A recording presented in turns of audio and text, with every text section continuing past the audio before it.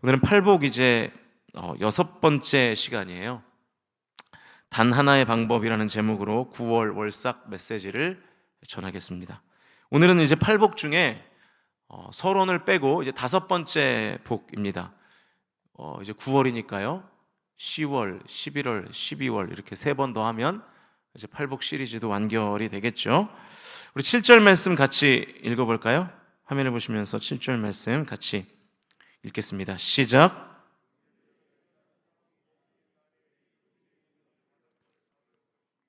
네. 산상수훈에 나오는 팔복 중에 5번째 복은 긍휼히 여김을 받는 복입니다. 우리 사랑하는 성광의 모든 가족들, 하나님의 긍휼하심을 힘입으실 수 있기를 주님의 이름으로 간절히 축복합니다. 먼저 긍휼의 개념을 이해해야 될 것 같죠. 긍휼이 뭘까요? 긍휼. 우리가 참 기도할 때 많이 쓰는 단어인데 저도 굉장히 버릇처럼 쓰는 단어가 긍휼이에요. 저는 개인적으로 간증하기는 하나님의 긍휼로 제가 여기까지 오지 않았나라는 신앙의 고백을 자신 있게 할 수 있을 정도로, 그냥 제가 아무것도 없거든요. 백도 없고 좋은 가정의 배경도 없고 돈이 있기를 하나 아무것도 없어요. 그런데 오직 하나님의 긍휼로 이 자리까지 섰는데, 그래서 제가 지금도 새벽마다 기도하는 게 뭐냐면 긍휼이에요. 긍휼. 우리 성광교회 하나님의 긍휼하심이 있기를 원합니다. 제가 매일 새벽마다 기도합니다. 왜냐하면은 저도 답을 모르겠거든요. 매일 새벽마다 그렇게 기도하는데, 긍휼의 개념이 뭔가, 우리가 참 많이 쓰는 단어인데 긍휼이 뭔가 하는 거예요. 우리는 단순히 그냥 불쌍히 여기는 마음이라고 생각하는 좀 경향들이 있는 것 같습니다. 그래서 원어의 의미를 좀 살펴보면 좋을 것 같아요. 이 긍휼에 해당하는 헬라어가 엘레오스라는 단어입니다. 엘레오스. 그런데 이 엘레오스와 대응하는 히브리어가 첫 번째는 라함이라는 단어이고요, 두 번째는 헤세드라는 단어예요. 라함은 잘 못 들어보셨을 것 같은데 헤세드는 많이 들어보셨겠죠. 라함이라는 히브리어는 상대방의 처지를 깊이 이해하고 그들의 입장에서 어려운 일을 당한 어떤 사람에 대해서 동질감을 느끼는 거, 같이 슬픔을 느끼는 거를 라함이라고 합니다. 그러니까 그 사람의 상황에 감정이입을 하는 것이 뭐냐면 그게 라함이에요. 공감해주는 상태를 의미하는 것이죠. 이게 첫 번째 긍휼의 의미이고요. 헤세드는 많이 들어보셨죠? 자비라는 뜻입니다. 근데 사실은 이 헤세드라는 단어를 이 한국말의 어떤 한 단어로 번역하기는 조금 어렵습니다. 자비라는, 우리가 일반적으로 얘기할 때는 자비라는 뜻인데, 이제 이것은 라함보다는 한 걸음 더 나아가는 행위입니다. 상대방의 감정을 공감할 뿐 아니라 상대방의 어려움을 타개하기 위하여 실제적으로 행동하며 구체적인 도움을 주는 것까지를 포함하는 개념이 바로 헤세드예요. 그러니까 라함은 어떤 이 정서적인 공감 혹은 감정적인 위로라고 말할 수 있다면, 이 헤세드는 아주 구체적인 도움까지를 포함한 개념이 헤세드입니다. 이렇게 라함과 헤세드를 모두 포함한 개념이 이 헬라어 엘레오스, 긍휼이라는 단어라는 거예요. 그러니까 어떤 사람이 어려운 일을 당했을 때 참 힘들겠다, 참 슬프네 라고 하는 것까지가 긍휼이 아니라고요. 구체적으로 그 사람에게 도움을 주고 아주 구체적인 방법으로 그 사람을 돕는 것까지가 바로 이 엘레오스, 긍휼이라는 단어의 개념이라는 것이죠. 여러분이 기억하실지 모르겠는데 하나님의 헤세드가 가장 잘 나타나 있는 성경이 어디일까요? 66권 중에. 이미 여러분이 주일에 이 성경 전체를 강해를 통해서 공부했습니다. 어딜까요? 역시 전혀 기억을 못 하시네요. 제가 똑같은 설교를 9번을 다시 해도 될 것 같은데, 룻기죠. 룻기 배운 거 기억나시죠? 네. 텅 빈 나오미와 룻의 텅 빈 나오미와 룻의 인생을 충만으로 이끄시는 그 하나님의 신적 행위, 그게 바로 헤세드죠. 헤세드. 룻기의 주제가 하나님의 헤세드입니다. 그래서 하나님이 나오미와 룻을 어떻게 인도하셨습니까? 나오미 참 불쌍하다, 룻이 참 불쌍하다, 그리고 성경이 끝났나요? 아니죠. 아주 구체적으로 하나님의 도우심이 역사했죠. 보아스라는 한 남자를 준비시키셔서 일단 나오미와 룻 가정의 끼니를 해결하게 하셨잖아요. 이삭 줍기를 통해서. 그리고 거기서 멈추는 것이 아니라 룻과 보아스를 이제 사랑하게 하셔서 보아스를 기업물을 짜 삼으시고 그 가문에서 이제 예수 그리스도가 나는 이 가문의 위치를 다시 정상으로 올려놓는 아주 구체적인 도움, 신적인 도움, 하나님의 헤세드가 임했던 것이죠. 이게 바로 헤세드라는 거예요. 그러니까 그냥 정서적으로 위로하고 감정적인 것을 공유하는 정도가 긍휼이 아니라 구체적인 도움을 주는 데까지 나아가는 것이 바로 이 헤세드라는 것이죠. 9월의 첫날을 예배로 시작하는 여러분에게도 여러분의 마음에 공감하시고 또 여러분에게 구체적인 도움으로 역사하시는 하나님의 헤세드가 임하기를 주님의 이름으로 간절히 축복합니다. 자, 그러면 이 정서적 공감과 구체적 도움이라는 긍휼이 여기심을 경험하는 방법이 뭔가? 그러니까 이제 오늘 본문에 나와 있어요. 우리 7절을 다시 한번 같이 읽어보시죠. 같이 읽겠습니다. 시작. 긍휼히 여기는 자는 복이 있나니 그들이 긍휼히 여김을 받을 것이며. 이 팔복의 5번째 복이 다른 7가지의 복과 다른 점이 있는데 이 받는 복의 내용과 복을 받는 방법이 같다는 거예요. 유일하게 긍휼히 여김을 받으려면 어떻게 된다고요? 긍휼을 베풀어야 된다는 거예요. 그러니까 인풋과 아웃풋이 똑같은 유일한 복이 이 우리 5번째 복, 이 긍휼의 복입니다. 나머지는 다 달라요. 첫 번째 복, 심령이 가난해야 천국을 소유하게 된다. 인풋과 아웃풋이 다르죠. 애통해야 위로를 받는다. 다르죠. 온유하면 땅을 기업으로 받는다. 그러니까 온유하면 온유해진다가 아니라 온유하면 땅을 기업으로 받는다. 달라요. 의에 줄이고 목마른 자가 배부를 것이다. 여기는 완전히 개념이 반대되는 것이고, 마음이 청결하면 하나님을 보게 된다. 다르죠. 화평케 해야 하나님의 아들로 불려진다. 다르고, 의를 위하여 박해를 받아야 천국을 가지게 된다. 인풋과 아웃풋이 다 다른 거예요. 그러니까 다른 인풋을 넣으면 다른 아웃풋이 나오는 거예요. 이게 나머지 7가지의 복이에요. 그런데 오직 이 5번째 복만 긍휼히 여겨야 긍휼히 여기심을 받는다는 거예요. 이게 무슨 뜻일까요? 긍휼히 여김을 받는 다른 방법은 없다는 거예요. 오직 내가 하나님의 긍휼히 여기심을 받으려면 긍휼히 여겨야 된다. 이것 말고는 다른 방법이 없다. 긍휼히 여김을 받는 단 하나의 방법이 뭡니까? 바로 내가 긍휼을 베푸는 것이다 라는 뜻이 되는 것이죠. 긍휼이 뭐라 그랬습니까? 어떤 대상의 아픔과 결핍에 진심으로 공감하면서 그 아픔과 결핍이 회복되기 위해서 구체적인 도움을 주는 것이 바로 긍휼이라고 말씀을 드렸습니다. 그렇게 하면 나도 긍휼의 여기심을 받는다는 거예요. 그런데 이 7절 앞부분에서 긍휼을 베푸는 것과 7절 뒷부분에서 긍휼히 여기심을 받는다는 것은 이 차원이 달라요. 그러니까 다시 말하면 긍휼이라는 주제는 똑같은데 질이 다른 거예요. 질이. 긍휼을 앞에서 말하는 7절 앞부분에서 말하는 긍휼을 베푸는 것은 내가 하는 것이잖아요. 내가 구체적인 도움을 주는 거잖아요. 그러니까 사람의 위로와 도움이겠죠. 그런데 오늘 본문의 뒷부분 긍휼히 여김을 받다라는 표현이 뭐냐면 이 수동태입니다. 그러니까 긍휼히 여김을 받는 거니까요.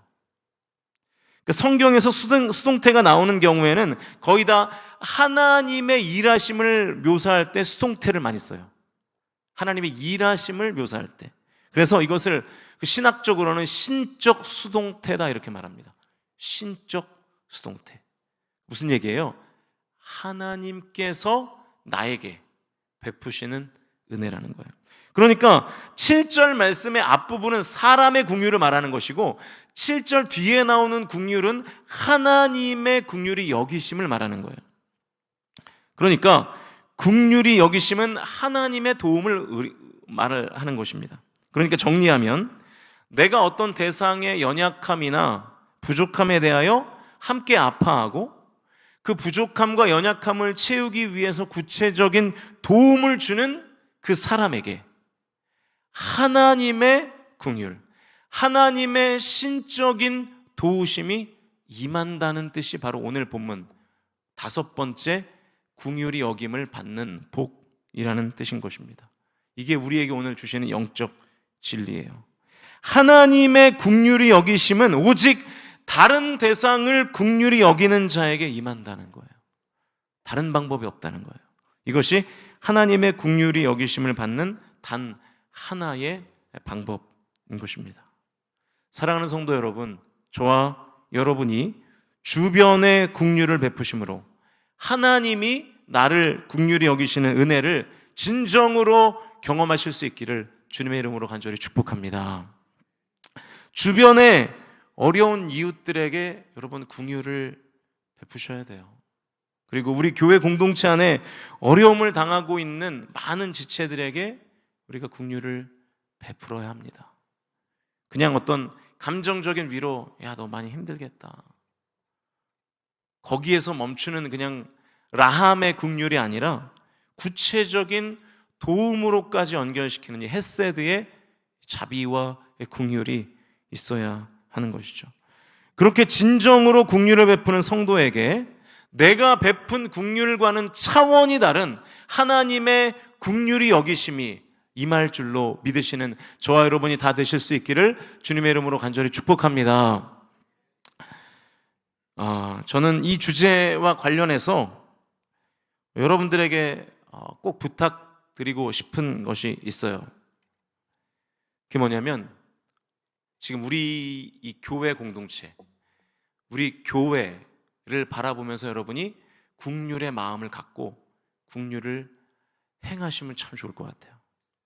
우리 교회의 연약함과 부족함을 다 보고 계실 텐데, 사람의 눈은 다 똑같으니까요. 다 보일 거거든요. 여러분, 그럴 때 어떤 마음이 드십니까? 내 교회가 지금 이런 상황이고, 내 교회의 예배가 지금 이런 상황이고, 내 교회의 지금 기도의 수준이 이런 상황이고, 내 교회의 헌신의 수준이 이런 상황이라는 것을 볼 때 여러분은 어떤 마음이 드시나요? 뭐 그냥 이 정도면 됐지 뭐, 이렇게 생각하실 수도 있겠고, 아니 뭐 잘하고 있는 것 같은데 라고 생각하실 수도 있겠고. 그런데 그게 현실인지는 잘 모르겠죠. 우리 교회의 연약함과 부족함을 보면서 나는 안타까워하고 있는가? 나는 슬퍼하고 있는가? 나에게 라함의 긍휼이 있는가? 이거를 좀 우리가 한번 생각해 보시면 좋을 것 같아요. 우리 교회가 예전에는 참 대단했습니다. 그때는 참 뜨거웠습니다. 그때는 많았습니다. 그래서 그 예배당도 크게 줬겠죠. 많았으니까. 그런 말씀들을 참 많이 하시는데, 주로 그런 말씀을 하시는 취지에는 진정한 의미의 긍휼은 좀 빠져 있는 것 같아서 가끔 제 마음이 아플 때가 있어요. 예전에는 대단했는데 그냥 지금은 대단하지 않다, 지금은 너무 많이 부족하다, 연약해졌다, 그래서 안타깝고 슬프다라는 어떤 정서적인 공감은 있지만 구체적인 참여는 아예 없다고는 말을 하지는 못하겠지만 정서적인 공감에 비해서는, 그러니까 라함의 긍휼에 비해서는 헤세드의 긍휼이 많이 부족한 것이 지금 우리의 수준이고 우리의 레벨입니다.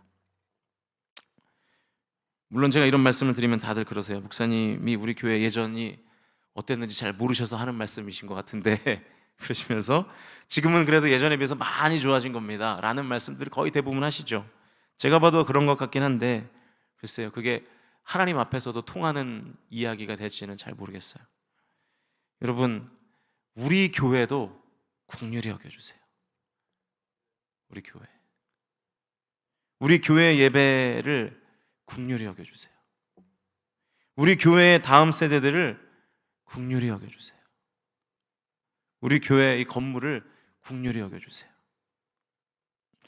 교회를 향한 진정한 긍휼의 마음을 가지면 구체적으로 내가 이제 무엇을 해야 될지가 보이기 시작할 거예요.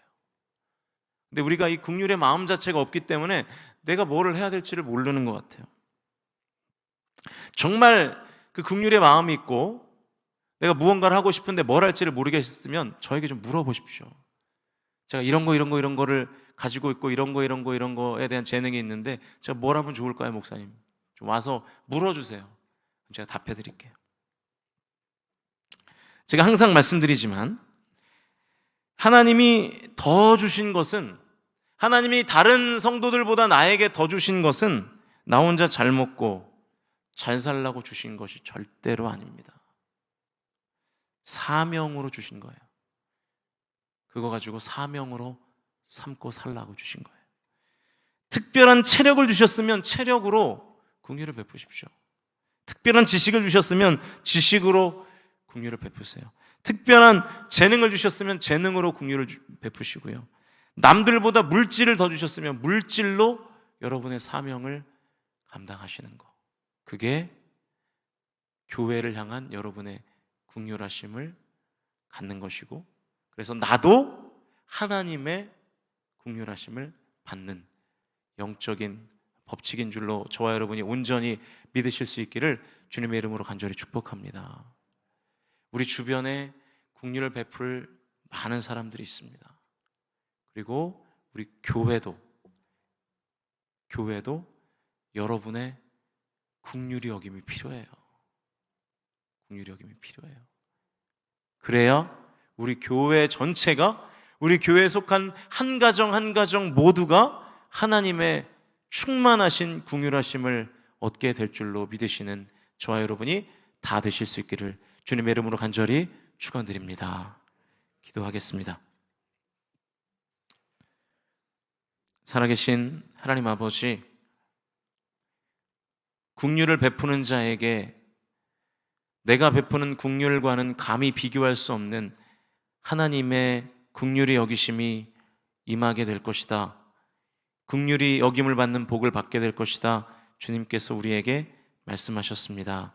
주님, 우리가 하나님께서 나에게 더 주신 것을 사명으로 여기고 내 주변에 어려운 이웃들, 그리고 무엇보다 우리 교회 안에 이런저런 모양으로 어려움을 당하고 있는 성도들을 함께 마음으로 공감하며 또 마음으로 공감하는 것에 그치지 않고 진정으로 구체적인 도움으로 위로하는, 그래서 서로가 서로를 돕고 세우는 우리 성광 공동체 되게 하여 주시옵소서. 하나님, 우리 성광교회를 주님께서 여기까지 인도하셨습니다. 그러나 여전히 우리에게 연약하고 부족한 것이 참 많습니다. 하나님, 우리 교회를 바라볼 때 긍휼의 마음을 허락하여 주셔서 우리 교회가 연약하고 부족한 부분들이 메워지고 그래서 세워지는 은혜의 역사 있게 하여 주시옵소서.